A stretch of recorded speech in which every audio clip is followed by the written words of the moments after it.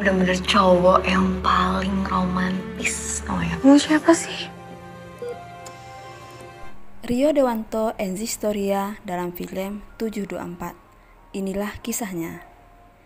Good morning, sapaan dari Anggara untuk istrinya Aini. Hari ini adalah hari anniversary mereka yang kedua. Hari yang penuh kebahagiaan, di mana mereka saling berjanji untuk selalu bersama hingga hari tua. Aini sempat mengajak Anggara bercanda kalau dia tidak ingin tua, takut terlihat jelek. Angga pun kembali membalas candaan itu dengan membuat wajahnya seperti tua. Mereka saling berbalas ciuman dengan tatapan yang penuh cinta hingga Aini teringat kalau pagi ini dia ada meeting dengan salah seorang klien. Aini bergegas mempersiapkan segalanya. Angga ingin menemani karena dia akan bekerja di siang hari. Aini memperbolehkannya dan dia meminta Angga untuk segera bersiap. Pada saat Angga pergi, Aini merasakan ada yang aneh dengan tubuhnya. Dia mencoba minum hingga melangkah dari tempat di mana tadinya ia berdiri. Kemudian Angga datang. Melihat Aini yang aneh dengan diamnya, Angga pun bertanya, ada apa? Kemudian Aini jatuh pingsan. Dia dibawa ke rumah sakit dan kedua orang tua datang. Begitupun dengan sahabatnya Meta dan Adi. Happy anniversary. Awal perkenalan mereka. Pada saat itu Angga dan Adi berjalan sambil bermain game. Kemudian Adi meminta Angga untuk mendekati seorang gadis dan mengajaknya untuk berkenalan. Angga langsung menyebutkan namanya, namun Aini hanya memandangnya dan berkata, siapa yang tanya? Dan Aini pun menolak untuk berkenalan. Aini memesankan banyak makanan. Hal itulah yang membuat Angga semakin mengaguminya. Makanan itu dibelikan untuk dibagikan kepada anak-anak. Anak-anak itu bahagia mendapatkan makanan. Mereka sambil pergi mengucapkan terima kasih ke Aini. Dari situlah Angga tahu kalau namanya adalah Aini. Siapa yang nanya? Kemudian mereka kembali bertemu saat di pernikahan sepupunya Angga, dan Aini adalah WO-nya.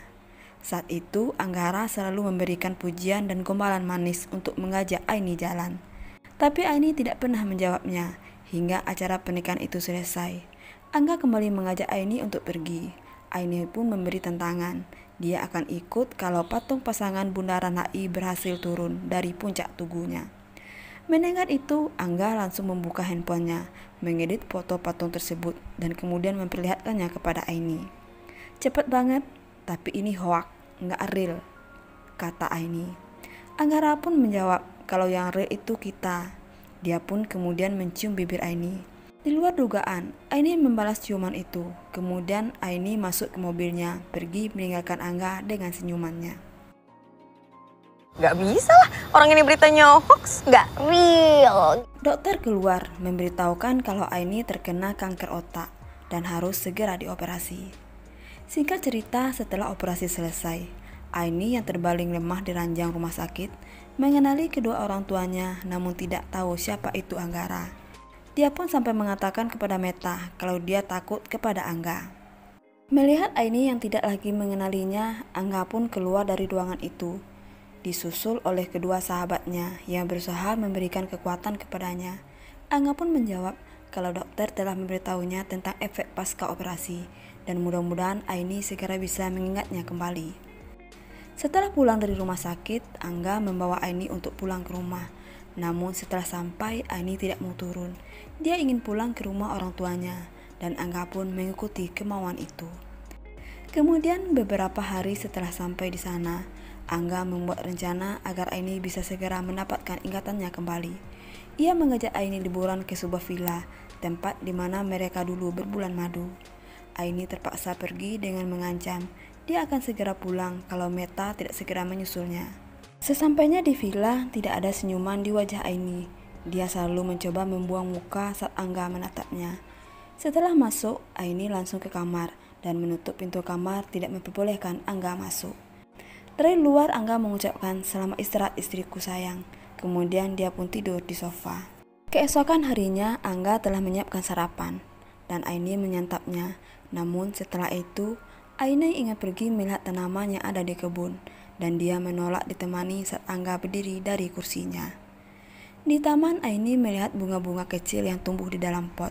Kemudian dia mendengar langkah kaki, dan itu adalah Angga yang membawakannya minuman. Setelah menerima minuman itu, Aini kembali mengusirnya. Dia ingin sendiri dan Angga pun segera pergi. Malam harinya Anggara membuat rekaman tentang perkembangan Aini yang belum ada perubahan. Kemudian Aini datang meminta 3 hal darinya, yaitu tidak memanggilnya dengan sebutan sayang, tidak boleh merekam, dan dia mau pulang. Mendengar itu Angga pun menyetujuinya. Mulai besok dia tidak akan menyebutkan kata sayang. Kalau soal rekaman, ia hanya ingin membuat schedule perkembangan Aini. Tidak harus direkam, potong Aini. Kamu gak bisa nulis, kamu dulu sekolah apa enggak sih? Perkataan judes dan kasar Aini itu tetap disambut senyuman oleh Angga. Dia pun memberitahukan kalau besok Meta akan datang. Aini senang, namun kalau Meta tidak datang berarti besok waktunya pulang.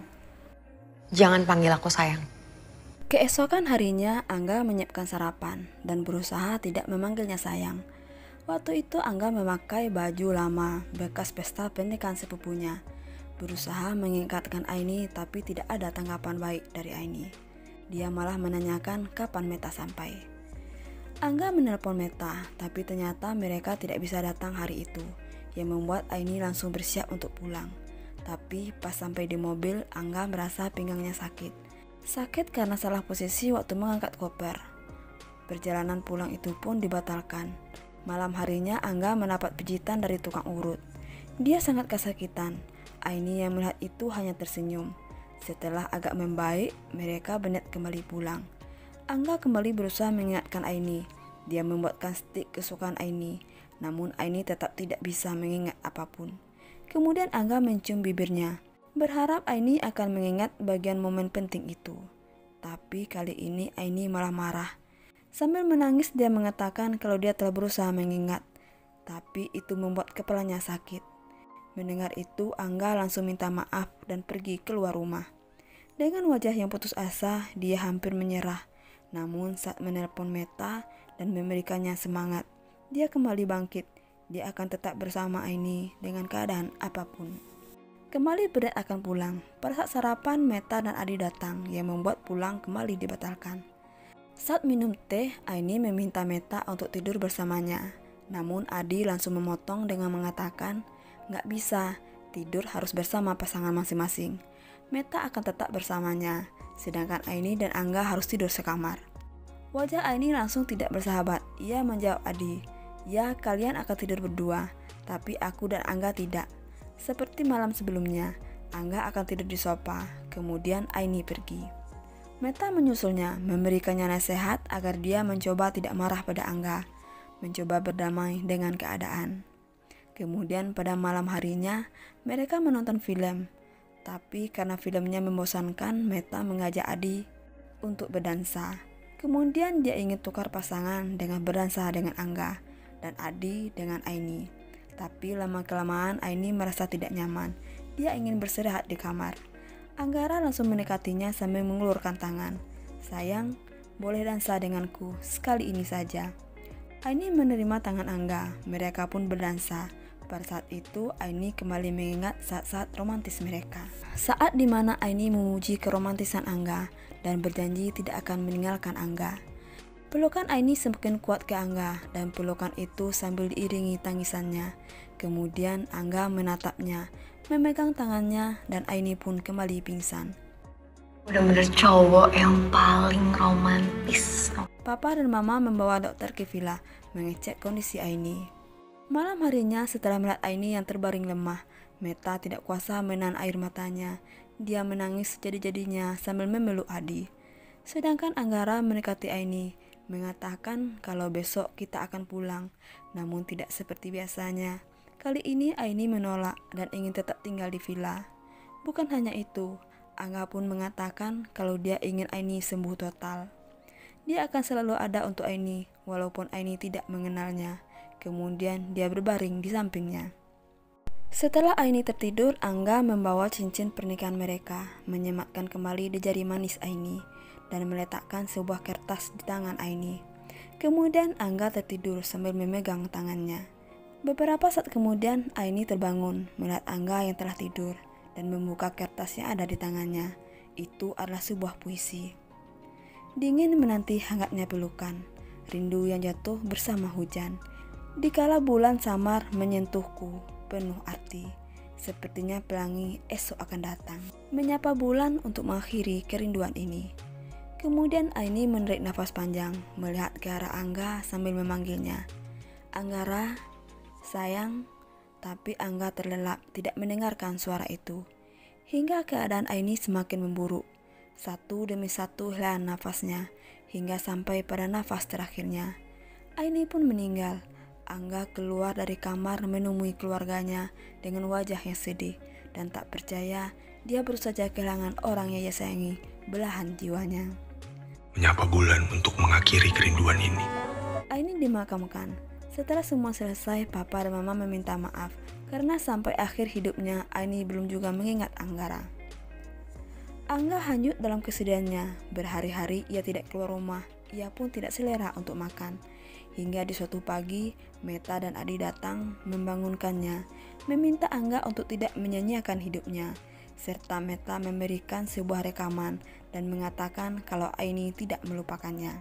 Anggara mencari kameranya, kemudian dia memasukkan memori itu. Ternyata selama ini Aini tidak benar-benar lupa ingatan.